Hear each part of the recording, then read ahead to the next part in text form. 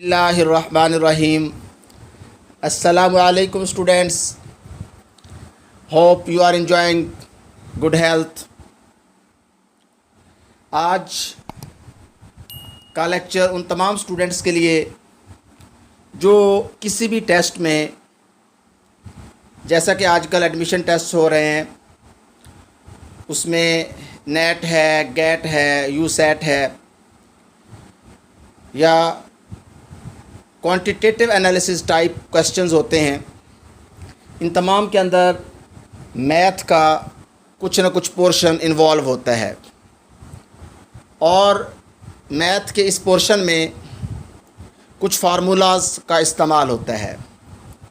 तो आज जो है वो चंद इम्पॉर्टेंट फार्मूलाज जो तकरीबन हर किस्म के टेस्ट में आते हैं, उनको आप लोगों के साथ शेयर कर रहा हूँ। उसमें सबसे पहली जो चीज़ है वो है पेरीमीटर। जो है, अगर आपके पास कोई भी शेप है, उसके फार्मूलाज जो हैं वो हम कैसे, यानी लेटर से अगर स्क्वायर है, आपको मालूम है स्क्वायर जो है वो 4 साइडेड शेप होती है जिसमें हर साइड जो है उसकी लेंथ सेम होती है। तो जब आप उसकी पेरीमीटर फाइंड आउट करेंगे तो याद रखिए, पेरीमीटर जो है आम तौर पर हम कहते हैं जो उसकी बाउंड्री है, उसकी जो मेजरमेंट होगी टोटल, वो हमने देखनी है।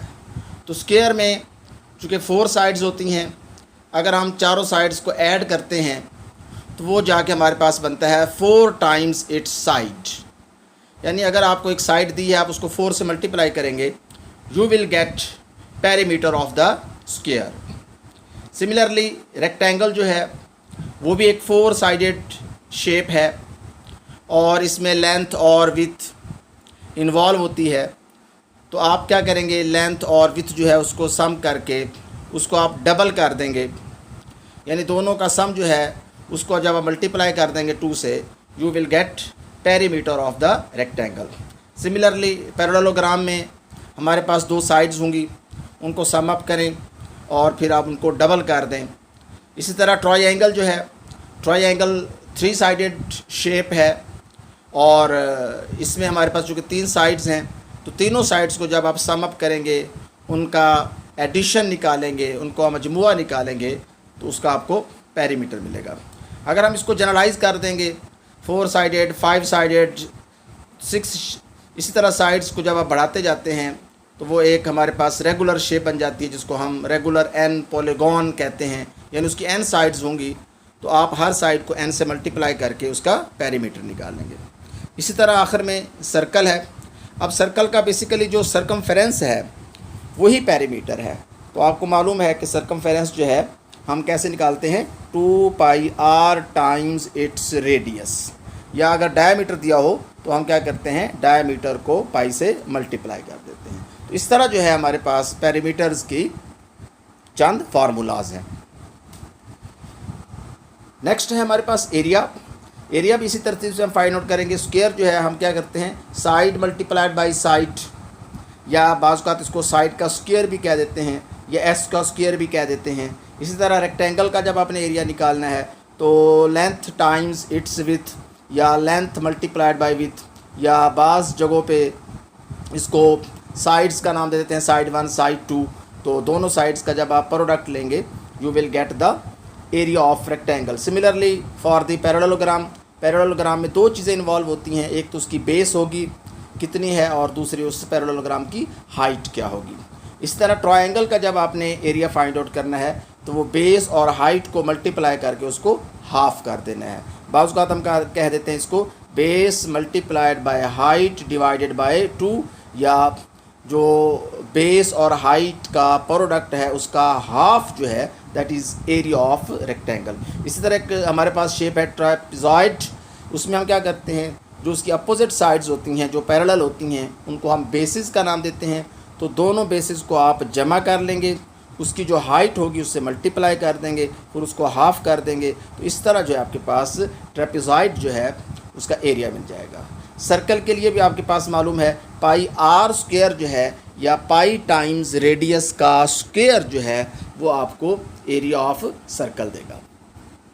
इसी तरह हमारे पास जो 3D में शेप्स हैं, जैसे क्यूब है, रेक्टेंगुलर प्रिज्म है, सफ़ेयर है, सिलेंडर है, तो इनके जब आपने वॉल्यूम मालूम करने हैं तो क्यूब का मालूम होना चाहिए कि ये 3 साइडेड हमारे पास एक शेप है, उसमें हर 6 फेसेस होंगे, आपने पढ़ा होगा, और हर जो है उसकी लेंथ, विड्थ और हाइट कह लें, या तीनों साइड्स की जो लेंथ होती है वो सेम होती है, और इसमें आपने पढ़ा होगा 6 फेसेस होंगे, और उसमें वॉल्यूम जब आप फाइंड आउट करेंगे तो side multiplied by side multiplied by side, या साइड का क्यूब भी कह देते हैं, या आप यूँ कह लें कि साइड को जब आप उसी से ही 3 टाइम मल्टीप्लाई करेंगे तो क्यूब जो है उसका आपको वॉल्यूम मिलेगा। इसी तरह रेक्टेंगुलर प्रिज्म जो है उसकी आप तीनों साइड्स का प्रोडक्ट ले लेंगे।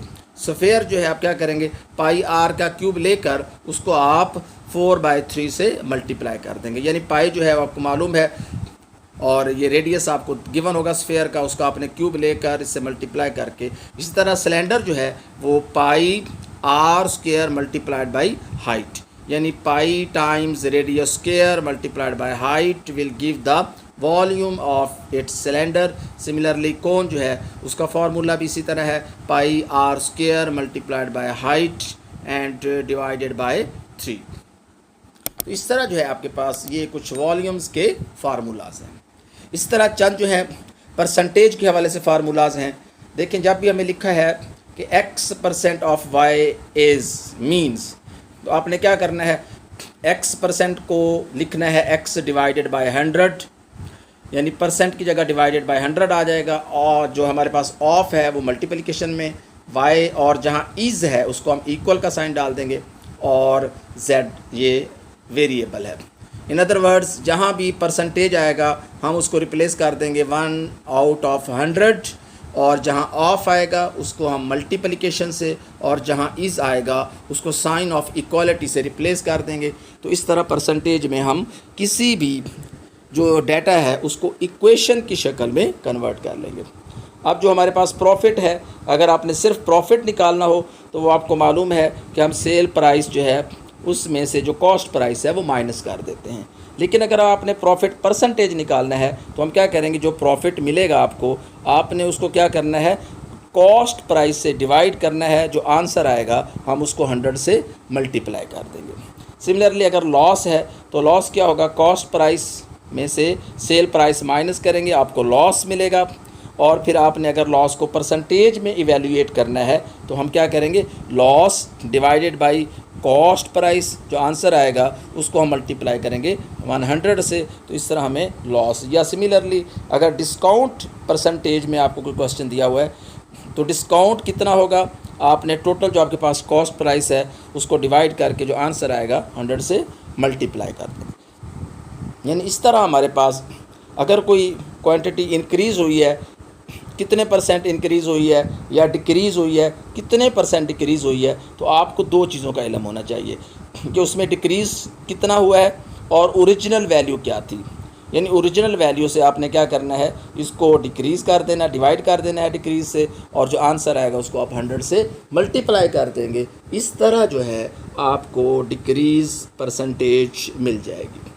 इस तरह बाज़ क्वेश्चंस में यूँ होता है कि हमारे पास एक क्वांटिटी है वो इंक्रीज़ करती है by p% of the a, तो हमारे पास जो न्यू नंबर होगा तो वो क्या होगा। देखिए हमारे पास a इंक्रीज़ हो रहा है बाय b%, इसका मतलब ये है कि हम क्या करेंगे, b% ऑफ a जो है उसको ऐड कर देंगे a में, हमें जो वैल्यू होगी वो नहीं मिलेगी। b% mean b out of 100, of का मतलब मल्टीप्लिकेशन, ए वेरिएबल है, इसमें हमने क्या करना है, इंक्रीज जो है वैल्यू किस में ऐड करनी है, ए में, तो इस तरह हमारे पास ये न्यू नंबर आ जाएगा। इसी तरह डिक्रीज जो है उसका भी सेम ही होगा, लेकिन हम उसमें क्या करेंगे, एक्चुअल में से उसको माइनस करते हैं। इसी तरह बाज़ औक़ात ज़कात जो है उसकी वैल्यू निकालने के लिए हमारे पास एक डायरेक्ट इन्फॉर्मेशन है। आम तौर पर बच्चे क्या करते हैं, 2.5% जो है वो जो ज़कातेबल अमाउंट होती है उसका ले लेते हैं और उसको कैलकुलेट करते हैं जब फ्रैक्शन में, तो प्रॉब्लम में आ जाते हैं। तो मैं आपको शॉर्टकट बता रहा हूँ कि आप क्या करेंगे, जितने भी अमाउंट है उसका 40वां हिस्सा ले लेंगे, यानी उसको 40 पे डिवाइड कर देंगे, तो आपको कुछ आसानी से जो ज़कात के लिए अमाउंट निकालनी है वो मिल जाएगी। इसी तरह बाज़ जगह प्रॉफिट मार्जिन है। अब प्रॉफिट मार्जिन में हमारे पास जो आमतौर पर ये कॉमर्स से रिलेटेड क्वेश्चन है कि हमारे पास अगर नेट इनकम है उसको आपने 100 से मल्टीप्लाई करना है और जो आंसर आएगा उसको हमने रेवेन्यू से डिवाइड कर देना है। तो परसेंटेज से रिलेटेड ये हमारे पास क्वेश्चंस हैं। इसी तरह इंटरेस्ट रेट। अब इंटरेस्ट रेट अगर आपने निकालना है तो बिज़नेस मैथ से रिलेटेड ये क्वेश्चन हमारे या बिज़नेस से रिलेटेड है। तो इसमें हमने क्या करना है, जो आपके पास सिंपल इंटरेस्ट है उसको 100 से मल्टीप्लाई कर देना है और नीचे जो प्रिंसिपल अमाउंट है उसको टाइम से मल्टीप्लाई करके डिवाइड कर देना है। तो इस तरह हमारे पास यहाँ से सिंपल हमारे पास अगर इंटरेस्ट आपको निकालना है तो यही वैल्यू, यही फार्मूला जो है ये उलट कर देंगे तो यहाँ से आपको वैल्यू मिल जाएगी। यानी इस तरह जो है आप इंटरेस्ट रेट अगर फाइंड आउट करना चाहते हैं या सिंपल इंटरेस्ट फाइंड आउट करना चाहते हैं या आप इसमें से टाइम फाइंड आउट करना चाहते हैं। देखिए अगर हम इस फार्मूले को गौर से देखेंगे तो इसमें 4 चीज़ें इन्वॉल्व हैं बेसिकली। कौन सी? इंटरेस्ट रेट इन्वॉल्व है, सिंपल इंटरेस्ट है, प्रिंसिपल अमाउंट है, टाइम है और उसके बाद मल्टीप्लाइड बाय 100 है। तो आप इन चारों में से जब आपको 3 दी होंगी तो आप उन 3 की मदद से जो चौथी है वो फाइंड आउट कर लेंगे। और बाज़ औक़ात ये क्वेश्चन जो है सिंपल इंटरेस्ट के जो बजाय कंपाउंड इंटरेस्ट का भी आ जाता है। तो इसमें क्या होता है, आपके पास प्रिंसिपल अमाउंट जो है वो होगी और आपने 1 जो रेट ऑफ इंटरेस्ट है उसको आपने फाइंड आउट कर लेना है और उसके बाद आपने इसको 100 से डिवाइड करके जो वैल्यू आएगी हमारे पास, ये टी जो है उसका टाइम होगा।